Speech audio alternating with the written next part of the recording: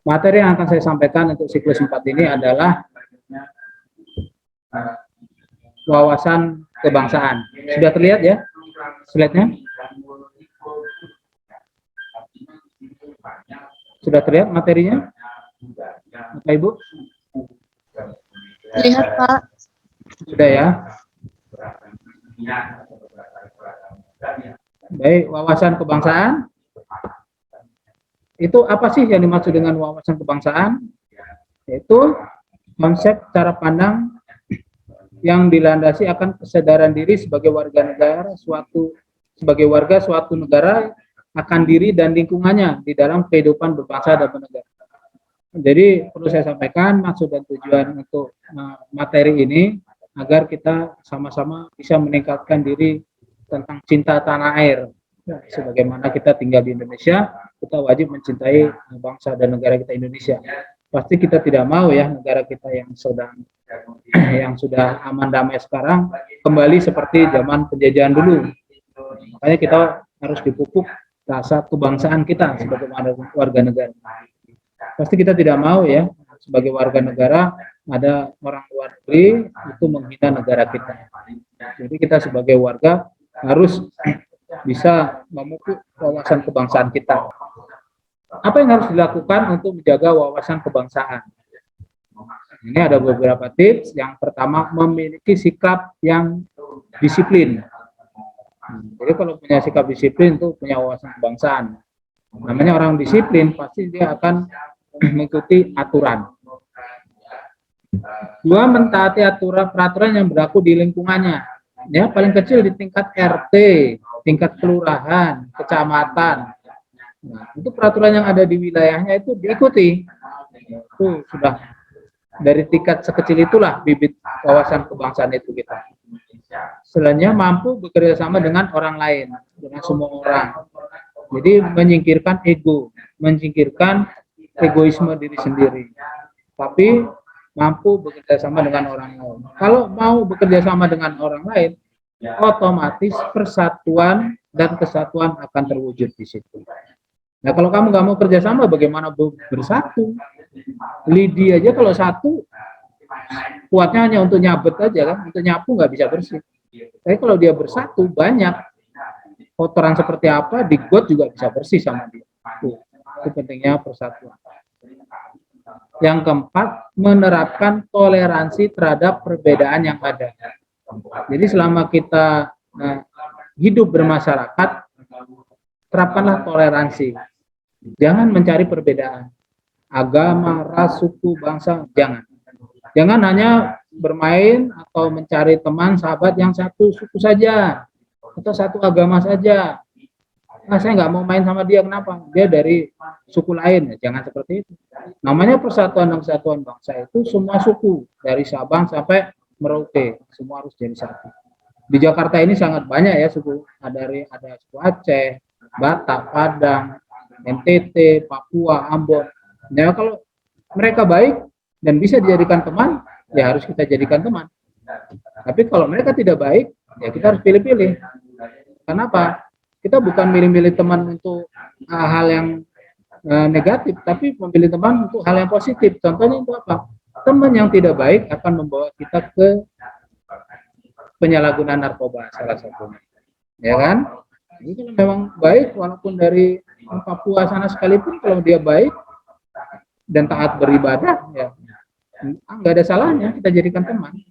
Ini teman yang baik itu dari mana saja, tidak mesti dari satu suku atau satu agama.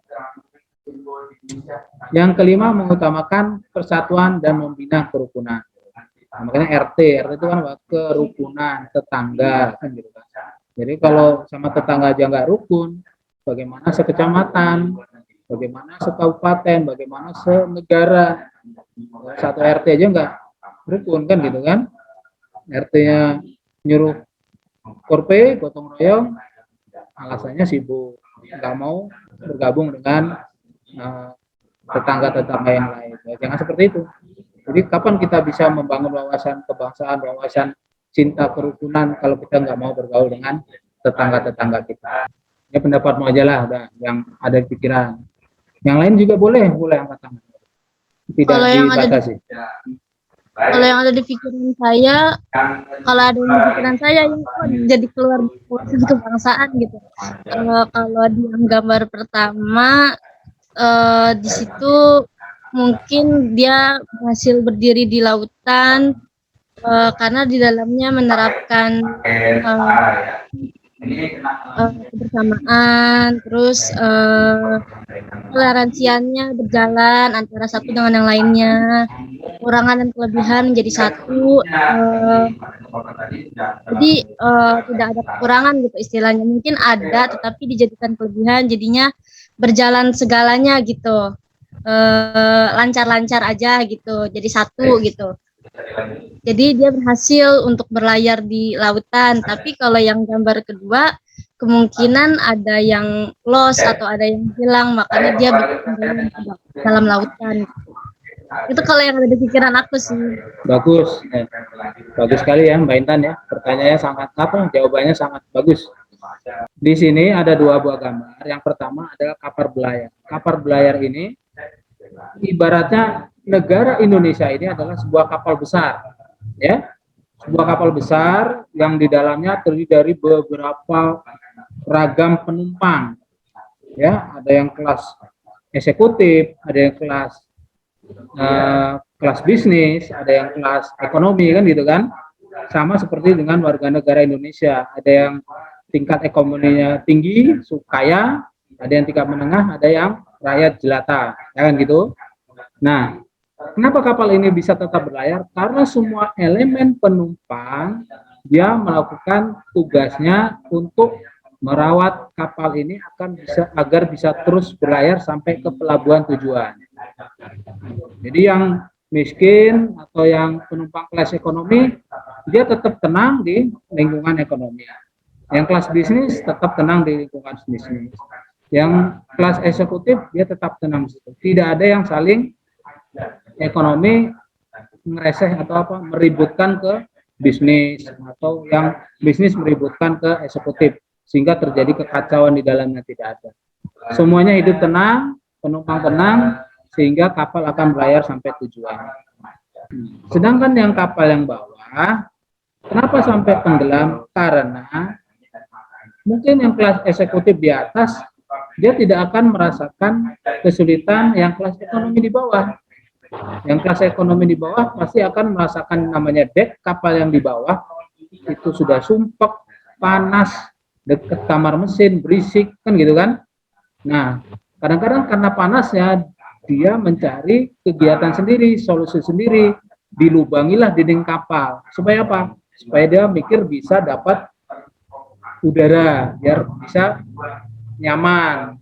Padahal tindakannya melubangi dinding kapal akan mengakibatkan kapal kemasukan air tenggelam, ya kan? Nah kalau tenggelam bukan hanya yang miskin, yang kaya juga tenggelam semua.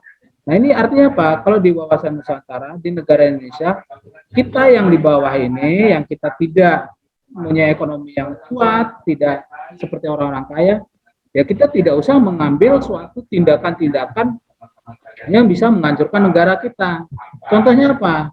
Ada warga negara asing, contohnya kita sebut saja merek Cina, ya. Saya akan membangun rumahnya Mbak Intan ini luasnya berapa ini? 1 hektar. Saya beli tanah ibu berapa? 1 triliun. Wah tergiur kan? Nanti sini akan saya bangun suatu instalasi nuklir. Ini akan saya kembangkan di sini dan akan saya hancurkan Jakarta dari sini. Nah seperti itu. Karena tergiur pribadi ingin mendapatkan uang yang banyak, kita akan menerima begitu saja ya hancur. Jangankan Jakarta, kalau semua orang bersikap seperti itu dari Sabang sampai Merauke akan hancur negara kita. Itu hanya contoh kecil saja. Ini adalah perbuatan yang merusak persatuan bangsa. Tuh, tawuran, berdebat, membuli. Ini kan membuli ya, jadi tidak ada pembulian. Itu hindari hal-hal seperti ini sehingga akan ini kalau sampai dilakukan hal seperti ini akan mengurangi nilai kebersamaan dan wawasan kebangsaan kita. Ini adalah Provinsi Indonesia dari Sabang sampai Merauke yang harus kita jaga sebagai kapal besar sehingga bisa mencapai pelabuhan tujuan kita yaitu masyarakat adil makmur. Ya, jadi semuanya merasakan kemakmuran. Bukan hanya di Jawa saja, tapi harus di Papua, Kalimantan, Sulawesi, dan Aceh. Ini adalah bendera Indonesia yang harus kita hormati sebagai lambang negara.